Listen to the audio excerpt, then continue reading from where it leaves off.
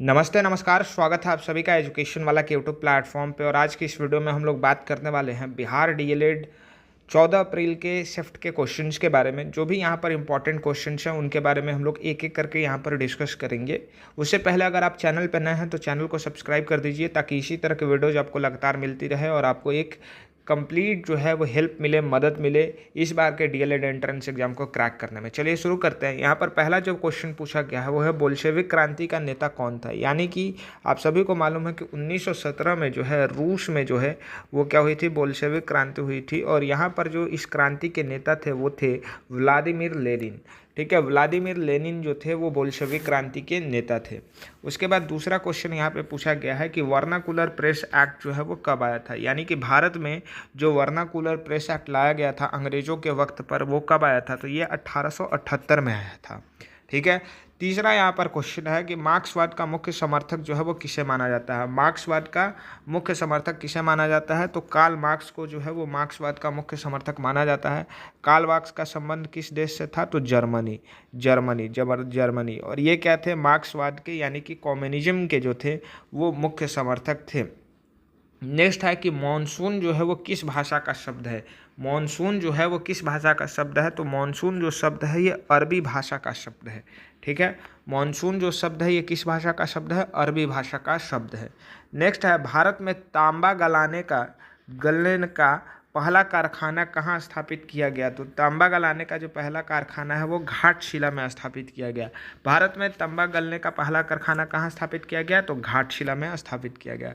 भारत में किस प्रकार का लोकतंत्र है, तो भारत में क्या है, अप्रत्यक्ष लोकतंत्र है। लोकतंत्र दो तरीके के होते हैं, एक होता है प्रत्यक्ष लोकतंत्र, दूसरा होता है अप्रत्यक्ष लोकतंत्र। तो प्रत्यक्ष लोकतंत्र कहाँ है, तो स्विट्जरलैंड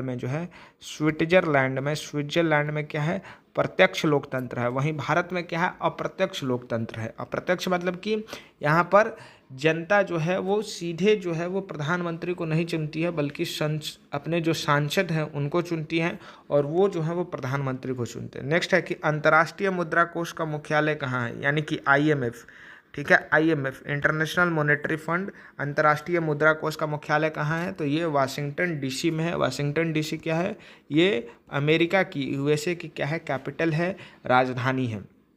नेक्स्ट है भूटान में औसत वार्षिक वर्षा कितनी होती है। भूटान में औसत वार्षिक वर्षा कितनी होती है, तो 191.6 सेंटीमीटर। ठीक है, और विश्व में सर्वाधिक वर्षा कहाँ होती है, तो विश्व में सर्वाधिक वर्षा जो है वो मानसीराम में होता है। ठीक है, मानसीराम में होता है। उच्च सदन जो है वो किसे कहा जाता है, तो उच्च सदन जो है वो राज्यसभा को कहा जाता है। विश्व में सर्वाधिक जनजाति जो है वो कहाँ पाई जाती है, तो विश्व में सर्वाधिक जनजाति जो है वो अफ्रीका महाद्वीप में पाई जाती है। कहाँ पाई जाती है, अफ्रीका महाद्वीप में पाई जाती है। नीति आयोग का गठन कब हुआ, तो नीति आयोग का गठन जो है वो 1 जनवरी 2015 को हुआ। 1 जनवरी 2015 को हुआ है। इससे पहले क्या था, प्लानिंग कमीशन हुआ करता था। इससे पहले क्या हुआ करता था, प्लानिंग कमीशन को हटा करके नीति आयोग की स्थापना की गई है। बोला कि नवरात्र में कौन सा समास है, तो नवरात्र में जो है वो द्विगु समास है। समास है क्योंकि आप देख रहे हैं 9 यानी संख्यावाचक, तो यहाँ पे क्या हो जाएगा, द्विगु समास। ठीक है, शब्दों के सार्थक समूह को क्या कहा जाता है, तो शब्दों के सार्थक समूह को जो है वो क्या कहा जाता है, वाक्य कहा जाता है। शब्दों के सार्थक समूह को क्या कहा जाता है, वाक्य कहा जाता है। भारत के पड़ोसी देश से क्वेश्चन यहाँ पर आपके एग्जाम में जो है वो पूछा जा रहा है। कुछ इंपॉर्टेंट टॉपिक जहाँ से क्वेश्चन पूछा जा रहा है। इसके अलावा विलोम एवं पर्यायवाची शब्द से क्वेश्चन पूछा जा रहा है, इसको अच्छे से करके जाइएगा आप लोग। अंग्रेजी में जो है वो voice, tense, verb, preposition, antonym और सिनोनिम, ये इंपॉर्टेंट टॉपिक है, सारा इन लोग को कर को जाइएगा। इसके अलावा जो है लाभ एवं हानि, प्रतिशत, क्षेत्रमिति, ये क्या है, मैथ का इंपॉर्टेंट टॉपिक है। ये सब आप लोग जो है वो एग्जाम में करके जाइएगा। अब एग्जाम का जो क्वेश्चन आ रहा है, इसका यहाँ पर जो लेवल है वो थोड़ा सा जो है वो क्या हो गया है, हल्का सा जो है वो टफ हो गया है।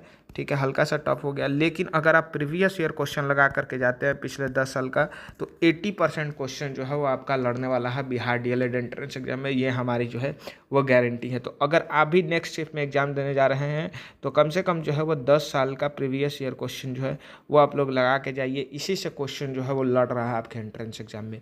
वीडियो देखने के लिए आप सभी का बहुत बहुत धन्यवाद। इसी तरह के वीडियोज़ के लिए चैनल पर बने रहिए और चैनल को सब्सक्राइब कर लीजिए। Thank you very much.